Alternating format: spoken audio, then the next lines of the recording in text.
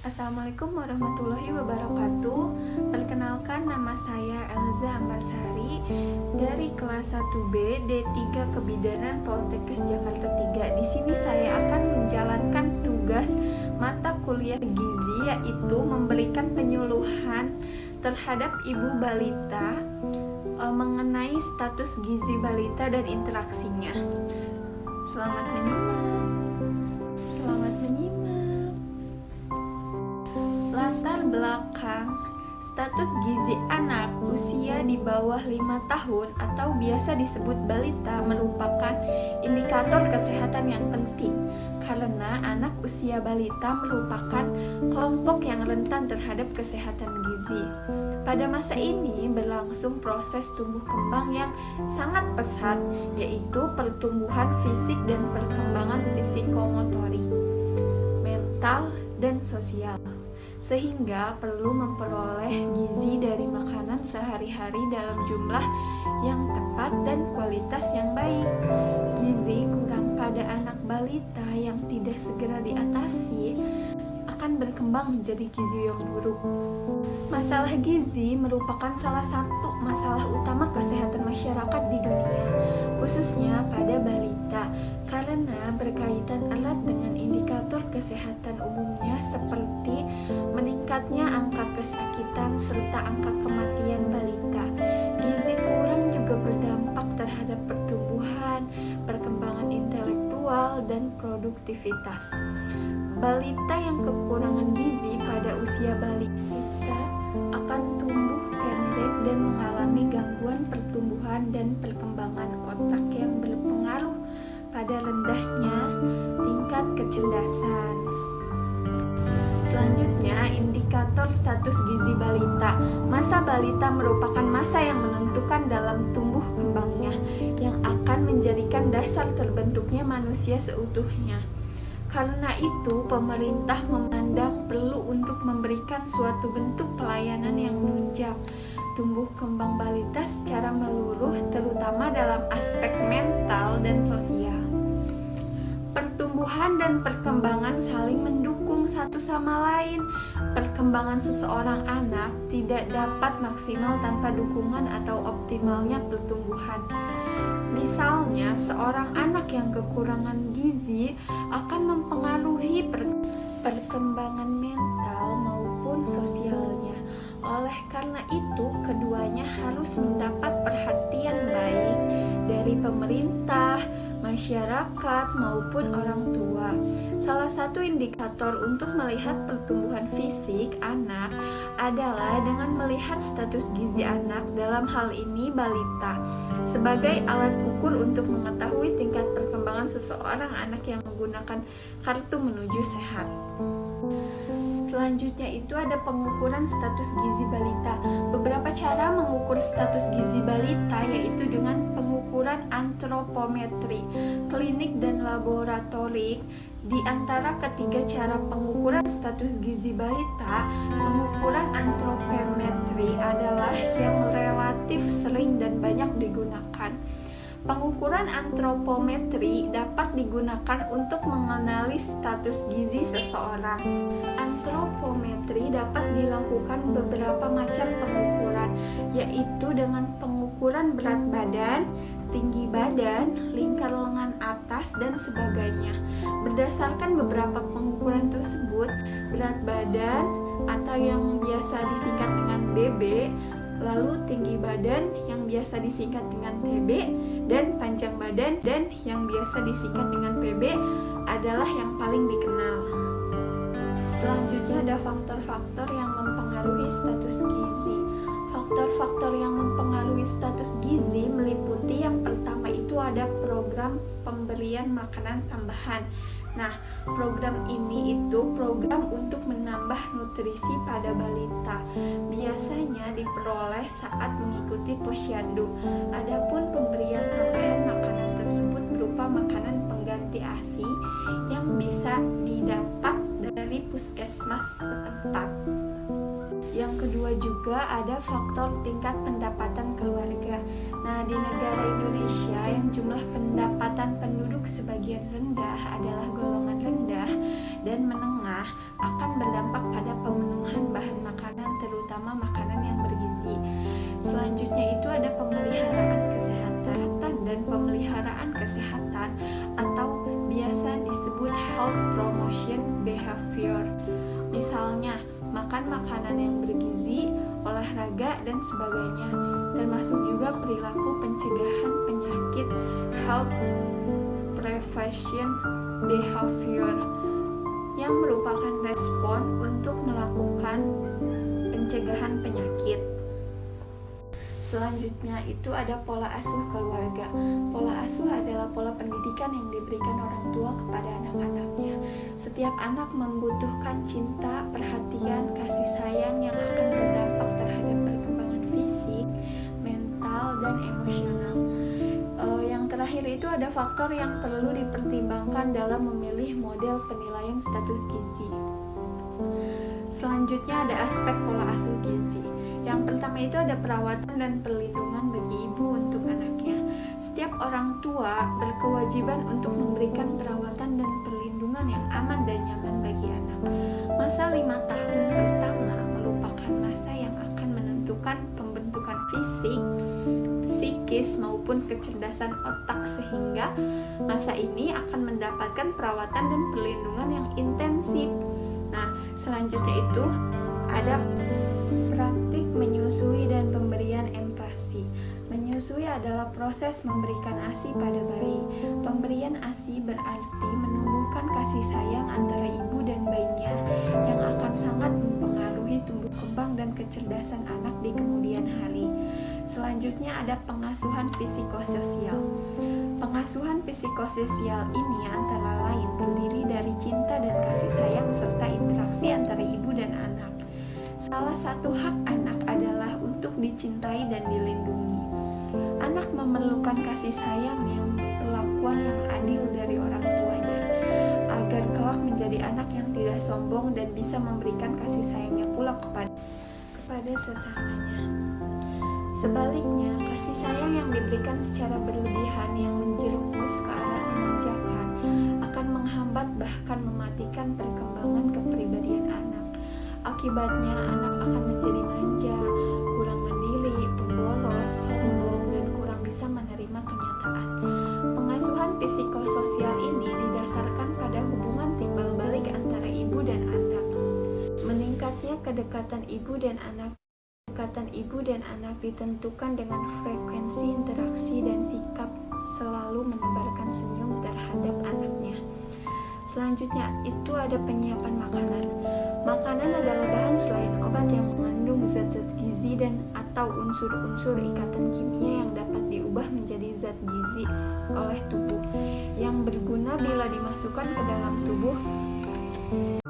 Makanan akan mempengaruhi pertumbuhan serta perkembangan fisik dan mental anak. Oleh karena itu, makanan harus dapat memenuhi kebutuhan gizi. Penyiapan makanan harus dapat mencukupi kebutuhan gizi. Pengaturan makanan yaitu pengaturan makanan harus dapat disesuaikan dengan usia anak. Selain untuk mendapatkan gizi, pengaturan makanan juga baik untuk pemeliharaan, pemulihan, pertumbuhan, perkembangan, serta aktivitas fisik. Selanjutnya ada kebersihan diri dan sanitasi lingkungan. Lingkungan merupakan faktor yang sangat mempengaruhi proses tumbuh kembang anak. Peran orang tua dalam membantu proses pertumbuhan dan perkembangan anak adalah dengan membentuk kebersihan diri dan sanitasi lingkungan yang sehat. Lingkungan rumah bersanitasi buruk, paparan sinar matahari yang minim, sirkulasi udara yang tidak lancar akan berdampak buruk bagi proses tumbuh kembang anak. Apalagi jika lingkungan sangat kaya dengan kandungan zat-zat berbahaya. Selanjutnya ada praktek kesehatan di rumah dan pola pencarian kesehatan. Pelayanan kesehatan adalah akses atau keterjangkauan anak dan anggota keluarga lainnya terhadap upaya pencegahan penyakit dan pemeliharaan kesehatan. Perilaku kesehatan adalah respon seseorang terhadap sistem pelayanan kesehatan modern dan tradisional. Pelayanan dasar yang baik merupakan imunisasi, pemeriksaan kehamilan, pertolongan persalinan, penimbangan anak, pendidikan kesehatan dan gizi, serta sarana kesehatan yang baik seperti posyandu, puskesmas, praktik bidan atau dokter, dan rumah sakit. Makin tersedianya air bersih yang cukup untuk keluarga, serta makin dekat dengan jangkauan keluarga terhadap pelayanan dan sarana kesehatan, ditambah dengan pemahaman ibu tentang kesehatan, makin kecil resiko anak terkena penyakit dan kekurangan gizi. Selanjutnya ada faktor-faktor yang mempengaruhi pola asuh gizi. Yang pertama ada pendidikan. Pendidikan merupakan proses seseorang mengembangkan kemampuan, sikap, dan bentuk-bentuk tingkah laku lainnya di dalam masyarakat tempat ia hidup. Tingkat pendidikan sangat berpengaruh terhadap perubahan sikap dan perilaku hidup sehat. Tingkat pendidikan yang lebih tinggi akan memudahkan seseorang atau masyarakat untuk menyerap informasi dan mengimplementasikannya dalam perilaku dan gaya hidup sehari-hari, khususnya dalam mengasuh anak, lebih mengerti anak, kebutuhannya, lebih menggunakan teknik demokratis dibanding tidak mendapat latihan. Pendidikan secara umum adalah segala upaya yang direncanakan untuk mempengaruhi orang lain, baik individu, kelompok, masyarakat, sehingga mereka melakukan apa yang diharapkan oleh pelaku pendidikan. Selanjutnya ada pengetahuan gizi ibu. Pengetahuan tentang gizi, makanan yang harus dikonsumsi agar tetap sehat sebagai faktor penentu kesehatan seseorang. Pengetahuan tentang gizi yang harus dimiliki masyarakat adalah kebutuhan-kebutuhan zat gizi atau nutrisi bagi tubuh, yakni karbohidrat, protein, lemak, vitamin, dan mineral. Di samping itu juga jenis-jenis makanan sehari-hari yang mengandung zat-zat gizi yang dibutuhkan tubuh tersebut, baik secara kualitas maupun kuantitas. Akibat atau penyakit-penyakit yang disebabkan kekurangan gizi. Selanjutnya ada pekerjaan. Pola asuh berhubungan dengan kualitas dan kuantitas interaksi antara ibu dan anak. Seorang ibu yang tidak mempunyai aktivitas rutin di luar rumah atau tidak bekerja dapat mengurusi keluarga dan memberikan asuhan yang memadai bagi anak-anaknya. Ibu yang tidak bekerja dapat mengasuh anaknya dengan baik, mencurahkan semua kasih sayangnya. Selanjutnya, pendapatan. Manusia selalu ingin memenuhi kebutuhan hidupnya, baik moral maupun material. Dan makanan yang dibutuhkan untuk memenuhi kebutuhan, kesehatan, dan melakukan gerak hidupnya. Peningkatan pendapatan dalam rumah tangga memberikan kesempatan kepada rumah tangga untuk memperbaiki dan meningkatkan mutu jumlah dan keragaman pangan yang dibeli, yang menyatakan bahwa keluarga yang berstatus ekonomi yang rendah atau miskin umumnya menghadapi masalah gizi kurang. Menyatakan bahwa pendapatan keluarga yang baik dapat menunjang tumbuh kembang anak karena orang tua menyediakan semua kebutuhan anak-anaknya. Rendahnya pendapatan merupakan rintangan lain yang menyebabkan orang tidak mampu membeli pangan dalam jumlah yang diperlukan, sehingga tinggi rendahnya pendapatan sangat mempengaruhi daya beli keluarga terhadap bahan pangan yang akhirnya berpengaruh terhadap status kesehatan seseorang. Selanjutnya ada makanan bergizi untuk balita. Yaitu yang pertama ada telur. Telur itu merupakan makanan yang memiliki protein dan nutrisi lengkap yang baik untuk perkembangan anak. Makanan ini juga akan membantu meningkatkan konsentrasi. Tidak hanya itu, mengkonsumsi telur juga ternyata baik untuk kesehatan mata karena mengandung karoten, lutein, dan zekatin. Selanjutnya ada sayuran hijau. Sayuran hijau kaya akan folat dan vitamin yang akan menurunkan risiko anak mengalami demensia di kemudian hari. Selain itu, sayuran hijau juga mengandung antioksidan dan membantu pertumbuhan sel-sel otak. Yang ketiga ada buah. Sebagian besar buah mengandung serat dan nutrisi penting seperti kalium, vitamin A, dan vitamin C. Jadikan buah sebagai cemilan sehat untuk anak. Pisang, apel, pir, anggur, dan peach adalah contoh buah yang mudah dijadikan snack sehat untuk sehari-hari.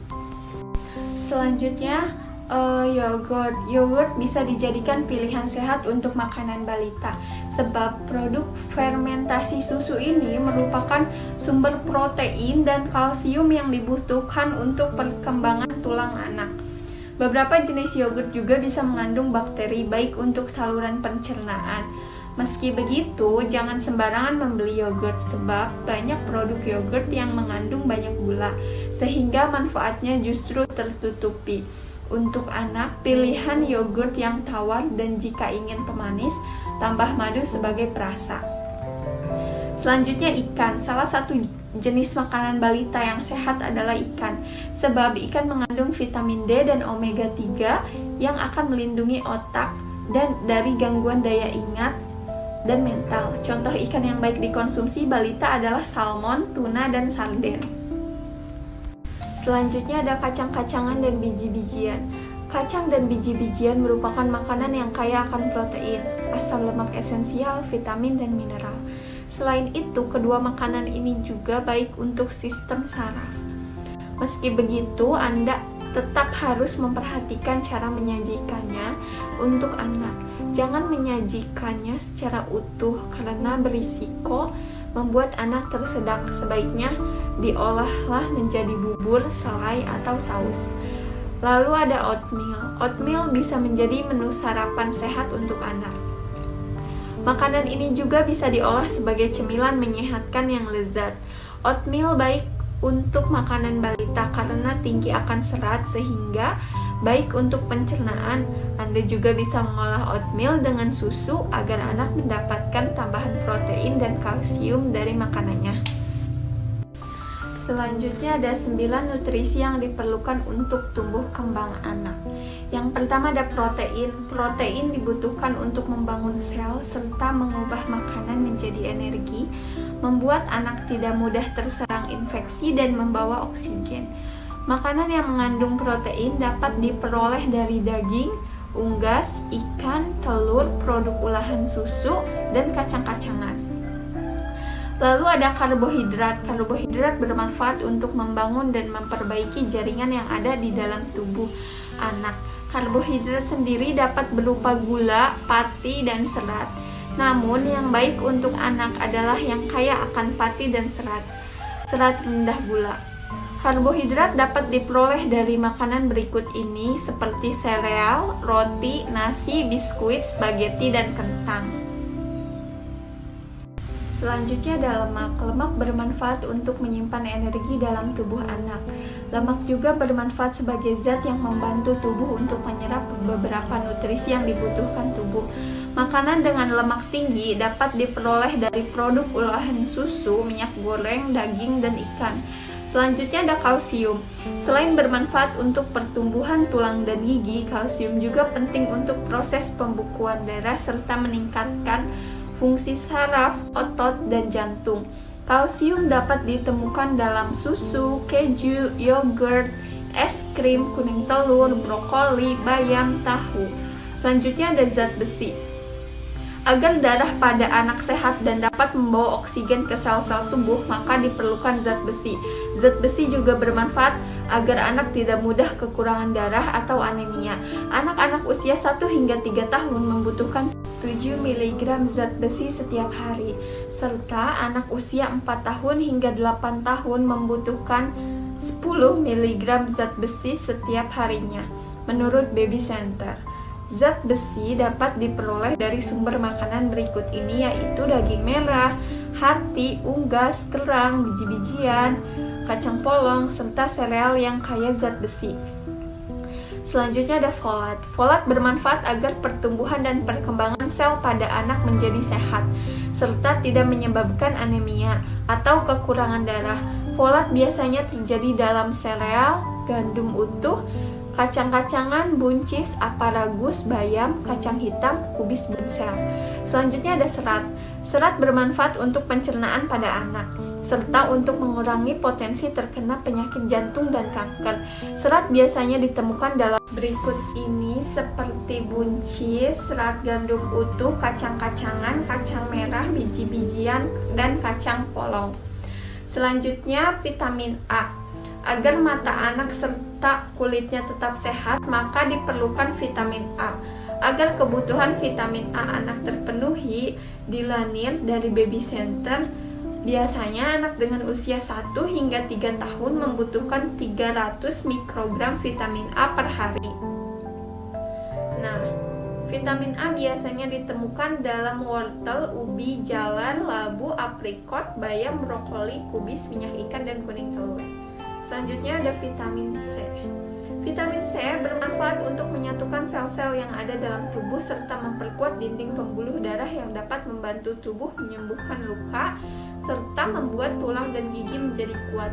Biasanya anak dengan usia 1 hingga tahun membutuhkan 15 mg vitamin C. Nah, makanan yang mengandung vitamin C adalah stroberi, jeruk, tomat, kentang, melon, kubis, brokoli, bunga kol, bayam, pepaya, dan mangga. Nah, cukup sekian penyuluhan dari saya, kurang lebihnya mohon maaf. Wassalamualaikum warahmatullahi wabarakatuh. Semoga bermanfaat bagi ibu-ibu balita di luar sana.